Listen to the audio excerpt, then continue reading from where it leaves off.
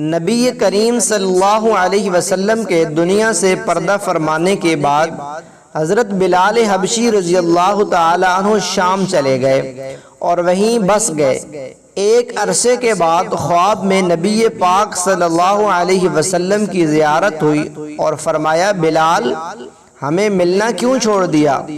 آنکھ کھلتے ہی مدینہ کے لیے روانہ ہو گئے۔ کئی دن کی مسافت کے بعد مدینہ منورہ پہنچے، مسجد میں حاضری دی اور روضہ رسول پر پہنچے، کہیں بے ہوش ہو کر گر پڑے۔ اہل مدینہ نے کہا، ایک بار وہی اذان سنا دیں سرکار کے زمانے والی۔ معذرت کی کہ اب مجھ سے برداشت نہیں ہوگا۔ لوگوں نے حسنین کریمین سے کہلوایا، اب انکار ناممکن تھا۔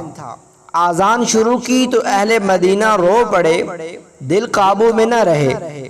پیارے آقا صلی اللہ علیہ وسلم کا زمانہ تازہ ہو گیا، عورتیں بچے سب نکل آئے، غم سے نڈھال بے قرار ہچکیاں بند گئیں۔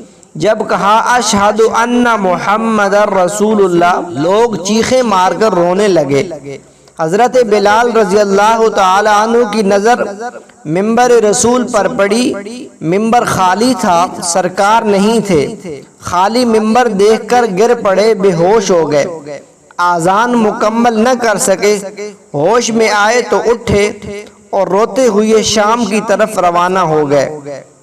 یا اللہ ان جیسی محبت بھی ہمارے دلوں میں بھر دے۔